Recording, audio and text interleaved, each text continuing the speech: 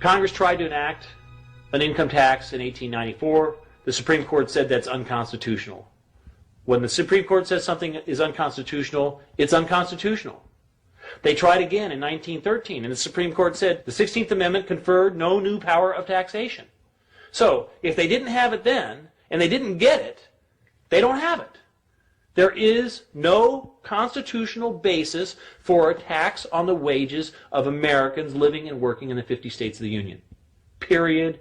End of argument. I really expected that, of course, there's a law that you can point to in the law book, the code, that requires you to file a tax return. Of course there is. Maybe I don't know what it is right then as he was speaking to me, but sure. So naively, I agreed to go off and research it and get back to him.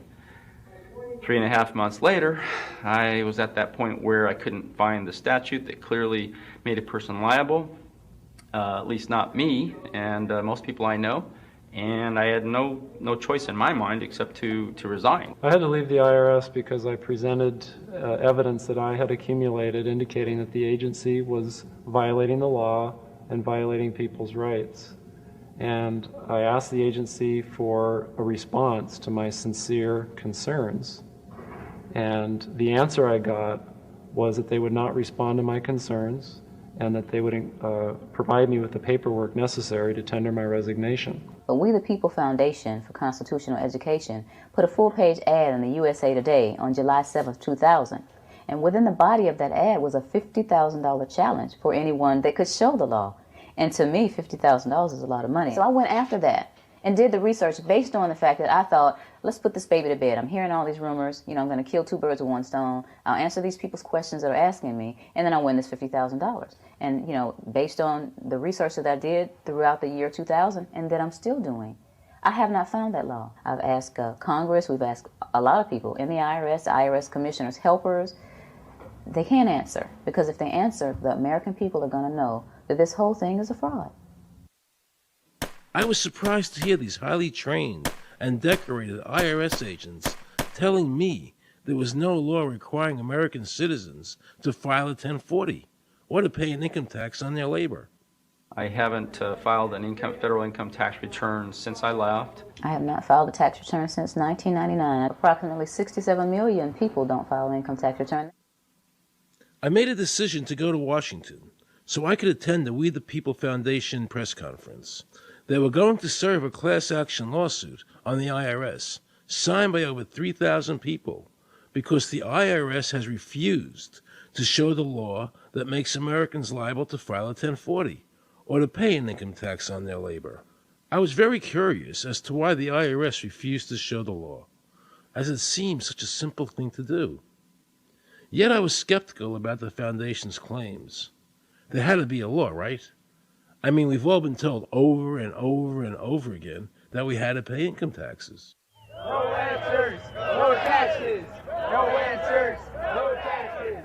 No answers, no taxes. Most people believe that the income tax system is legal and that the revenue from the tax is used in the public interest.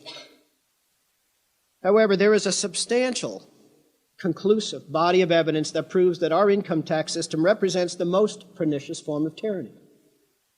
It is the greatest hoax ever perpetrated by government against the working men and women of America. American citizens, along with the foundation, have been asking the IRS to specifically provide them with the underlying legal foundation upon which they administer and enforce the personal income tax laws in our country. At the national level, when people would attempt to contact somebody of a much higher authority, say the commissioner, same kind of thing. They would get answers that were in effect non-answers. There are a group of people standing outside today who assert that no law requires you to pay taxes and that you will not answer their petition to the government as to whether they're required to pay taxes. Are they required to pay taxes? I've been paying my taxes ever since I had my first job, and I think it's a fundamental construct of our nation that those of us who expect and demand the services from our government that the government provides, be they the protection of our country through the military or be they the education of our children or be they the protection of our environment, that we must pay for those services. So yes, I think there is a fundamental obligation, and that it's an understood and well accepted one.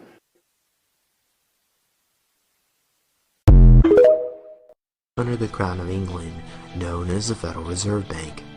The Federal Reserve was created by Congress in 1913, and it was entrusted with the power granted originally to the Congress by the U.S. Constitution to coin money and regulate the value thereof. The Federal Reserve Bank advertises itself as a non-profit corporation that operates as if it's another branch of the government. However, its board members are unelected, and their meetings are conducted behind the closed doors, away from public scrutiny. The board of directors of the Federal Reserve System is chosen by the president from a list prepared by the bankers themselves. It's important that whomever I pick is viewed as an independent person from politics. All this secrecy becomes very suspicious, considering how the Federal Reserve monitors and controls trillions of dollars within the world's banking system. The Reserve required all debts to be repaid with gold, which the government did not have. And even worse, the interest portion of the national debt was not issued into the money supply. In other words, more and more debt would have to be issued to continue servicing the growing interest payments on all loans.